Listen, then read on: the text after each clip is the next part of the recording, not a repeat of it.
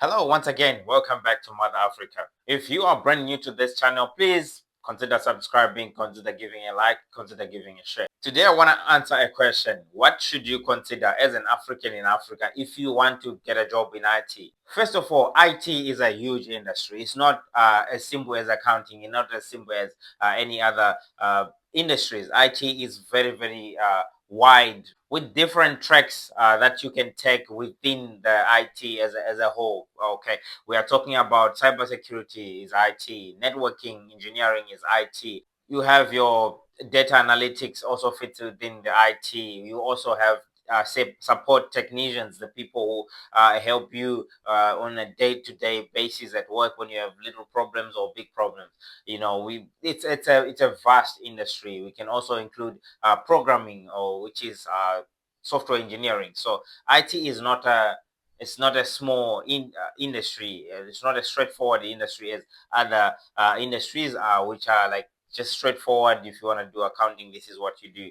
But in IT, there's a lot of careers within the IT bracket itself. So it's not necessary. Many people would say you need to know what you like within the industry and then pick a direction and go. But in Africa, it's quite different. It's not necessary that you pick what you like. In careers in general in Africa, we don't really pick what we like. You can't really build a career based on this is what I want, unless if you have unlimited money and unlimited support from your parents and stuff like that. And it's usually you get what you get and then you go with it. Remember, our unemployment is like 70%, 80% in so many countries in Africa, some even 90%. So with that 10% job opportunity, you can't really pick and choose. I mean, if you even if you have a degree in a certain field, you might end up working as a shop retailer. It is what it is. This is what you have. You might end up cleaning floors of restaurants. It is what it is. This is what you get. So you don't really pick and choose. I think it will apply the same as well in IT in Africa. But most people, if they hear about IT or they think about IT, they go to YouTube, to Google, especially on YouTube, and you start watching videos. How do I get into IT? And the most videos that you're gonna see on YouTube are usually Americans and Europeans, because obviously we all know that those are the people who dominate the platform YouTube, creating content, advising people who are outside of IT on how you can get into IT. But one thing I want to make clear is you must remember those are Europeans, those are Americans. That advice that they're giving applies in the context of that market, the European market and the American market. We all know those countries are way advanced in terms of technology. So their IT needs are huge, and also that industry employs more people. And we must also remember their unemployment rate is like 5%, 6%. It's compared to Africa, this is a different story. And also Africa is backwards in terms of technology. So what applies to Europe, what applies to America might not apply in Africa. What applies in America, what applies in Europe doesn't really necessarily apply to Africa. Africa is a different continent on its own, because I mean, we are poor, we are backwards, unemployment is very high. It means those opportunities in IT are not as big as overseas. But I'm not saying those advices are 100% not applicable to Africa. Okay, some things are just basic and general. Whether you're going to be in IT in whatever field, but you still need the basics. The foundation is needed. So you most of the advices that they give to the American audience still applies also in Africa. Everybody, before you get into IT, you need the basic foundation of understanding how IT works, what how technology works, if I might say. And comes in the question of how do you study for this? Do you go to college, university? Do you take the certifications route, or do you go to apprentice or like on job training? Okay, amongst the three, I would say, for me personally, in my experience, university and college really not that relevant, because at the end of the day, IT moves very fast. I mean, what you're learning in college for the past 5 years, it might not necessarily be relevant today. Many professionals will agree with me that some most of the times the stuff that you have learned in college and university doesn't apply at work. When you come to the working environment, your brain spanking new. You don't know anything. Gonna start learning from the job. So it still applies to IT, even more in IT, because at the end of the day, what you're learning in college and universities on a degree or on a diploma, it's more generalized and probably backward uh, than what you're going to find in the real industry. Certifications are vendor specific technologies that you are trained on. Okay, for example, Microsoft, for example, Cisco. So what's happening here is Microsoft is saying we are offering you a training on how to use our product, so you know exactly how to use their product. But someone who's in university is learning the generalized IT, not specifying on Microsoft. But someone who is doing a certificate with Microsoft is learning specifically how to use the Microsoft software or their apps and all that. Those are the things that are actually used in industries in real life. This guy who's coming from university is, when he comes to the workplace, he's gonna have to start from zero to learn how those things work. So usually you might come at a disadvantage, and usually you are also going to be encouraged to also take those certifications on top of whatever you have studied in university. So sometimes people would say, it was actually a waste of time for me to be in university. I would have just studied here these certificates, and it actually takes way less cost, way less time, and then you go into the industry and actually learn the actual things that are needed, the actual skills that are needed into day to day running of a business. While on job training, not really. You still need the basic foundation. So the certifications might be the best for you. You still need some kind of education before you just jump into IT. It is gonna be way difficult, and even more difficult to the person who's trying to train you or who's a mentor in the industry, because you literally don't know anything. So you need the foundation, because when you come out of school, you're learning all these things, but when you come to work, you start hearing things that you have never had before.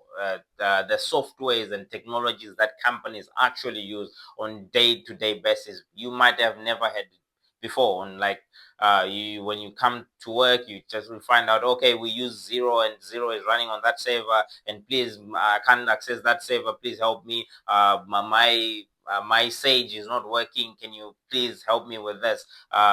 And then those are the things that you have never had before, most of the times, if you're just coming out of school. So what you need to do as an African, you need to understand the environment that you are in. That is very, very important. You can't just take this advice and trying to implement it. Of course, so many times we are sold the idea, do this certificate, do that certificate, you can do it online and all that good stuff. But you need to remember, you need to contextualize within the area that you are in, within the country that you are in. Africa is very, very poor and way, way less advanced in terms of technology. So you find that the businesses around you, what do they actually need in terms of IT services? What do they actually employ for? How big is the industry? How much infrastructure is actually available within the context of your country? Because in so many businesses, they don't even use any IT equipment. They don't even need like complex IT systems to run their businesses. So they also don't need an IT person. They're also not going to hire an IT person. But if you go to more developed countries, I'm sure South Africa will be the best in the African context. I'm not sure of other countries. I don't want to say things that I'm not 100% sure, but I would believe South Africa will be uh, the most advanced, because now in that context, you look at your banks have complex IT systems, or your government itself have complex IT systems, your hospitals have complex IT systems, your huge corporations, and then even your supermarkets, and they have complex IT systems. Even your fuel stations have complex IT systems. Even your medium enterprises have some need for IT. But if you look at in the context of poor countries that do not have a lot of IT infrastructure, I mean, look, maybe they just need internet connection of some sort, or all they need is the ISP to bring in the internet and have a small little router for giving out Wi-Fi. That's it, and everybody just connects to that wirelessly. So they don't need much services in terms of IT. So there is no demand for the IT personnel in that instance. And you might hear all these fancy things, you must study Cisco. I mean, Cisco is great, especially for the foundation of networking in the networking specific route. Uh, but they are also a vendor specific. They are going to give you a little bit of introduction to what networking is and how everything works, how the packets work, how the network works, all the layers and all that stuff. But soon enough, you're going to be introduced to how Cisco equipment works. So you are being trained to be able to work on Cisco equipment. These certifications are great because of probably Cisco, one of the biggest networking companies out there with their equipment. It leads the world. I mean, they say Cisco connects the world, makes the internet work. Uh, but the one thing you're gonna realize when you're in Africa is most companies do not afford Cisco equipment, especially in the context of like some South African companies. It's not a lot of them who actually afford Cisco equipment. It's only big corporations. So you would find the same in many African countries. If not, you might not be able to find uh, most of it in other countries, because that their equipment is very, very expensive, and it comes with yearly yearly subscription costs in order to run their equipment. So Cisco equipment is not cheap. It's not your average mom and pop shop, your small businesses, your medium enterprises do not afford these things. And um, so you might go and train and learn Cisco on how to use Cisco equipment, but you won't find a job because there's not much demand of it, because their equipment actually is not being used in the businesses that you are looking for a job for. It's only in big banks and government and big corporations. Especially in Africa, anything is possible. Some companies use Huawei, some companies use some unmanaged networking, which doesn't require any any expertise. Once you plug it in and you set up, it's all done. So you need to understand the context that you are in before you get too excited and go, oh, I'm gonna study cybersecurity. That's not how it works, because you need to understand the demand of cybersecurity expertise within the context of your economy. Because I'm telling you, I've seen this in a couple African countries. Small businesses to medium enterprise, I don't care about cybersecurity. They're not gonna want an expert to bring in firewalls and do all these fancy things to protect the network and defend the network. That's not. They're not. They don't care. They're not worried about that. They just have a small. They just want internet to come in. They connect their computers. Um, they connect their phones to the Wi-Fi. They connect the printer. It's done. They don't need any cybersecurity expertise. So these fancy things that you hear in the context of America and Europe, it does not always apply to Africa. You need to sit back and think before you make such random decisions. Because what's going to happen is you're going to burn your money and study, and so some of those certificates are hard to start, and they actually cost a lot of money, because remember, they are in dollars, and you convert it to your own currency, and you actually don't have the money because you're poor, and you're struggling, your currency is weaker, and all those things, and you're gonna end up spending a lot of money and waste a lot of time. At the end of the day, you won't be afforded an opportunity to get a job and to actually have the knowledge that you need, because you actually need a job to have the actual knowledge, understanding of how these things work, by seeing them, by dealing with them every single day. Learning only tells you that there is a networking switch, there's a networking firewall, there's this, there's that, but for you to actually be able to configure those things, work with those things, understand how uh, data or traffic flows within the organization. How do you connect the different organization from one to two different branches of the same organization? How does the big corporate networks work? You need to be hands-on. There's no school which is going to teach you those things. Never, ever, ever. Don't lie to yourself. All you're getting when you're studying anything, you're getting the basics in your head, just to know at least the foundation. And many people would say, wow, okay, I will just study and then export myself with my skills to overseas countries and get me a job there. Then it's simple. It's not that simple. You need to understand one thing. Like I said, once you study, you have the basics, like literally the basics. You really don't know much on how to actually work in the real environment.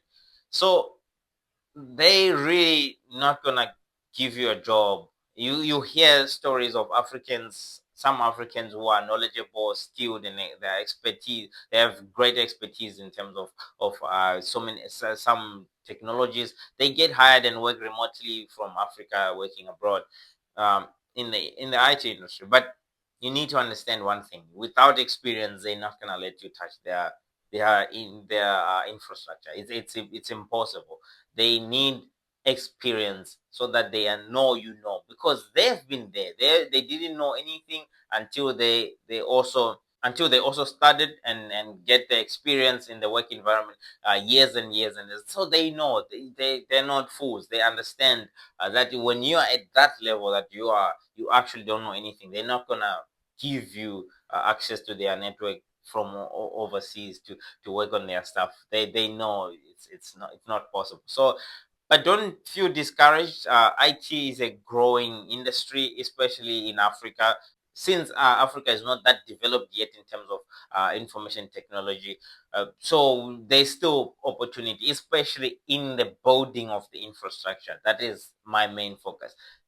Focus mainly on the building of the infrastructure, especially the fibers, building networking infrastructures, and wireless ISPs, which is your internet service providers. That those things still have a great potential in Africa. So yeah, you need to make a proper research before you jump into things, so that you understand. Don't be fooled. Don't be told that you can just start learning cybersecurity and become a cybersecurity this and that. That's bullshit. You cannot protect a network that you don't know what it is, and especially the moment you get into the certificate itself, you will understand that you actually don't know anything. You're supposed to take a step back, because very, very soon they will start bringing complex um, networking subjects and networking jargons that you don't even know what it is. So you cannot protect the network that you don't know. So you need to take a step back, learn the foundation and the basics, and then try to market yourself in the industry. Look what's needed within the context of your country in Africa. Then yeah, you might be able to succeed. You can ask any questions in the comment section. I'll happily tell you what I know.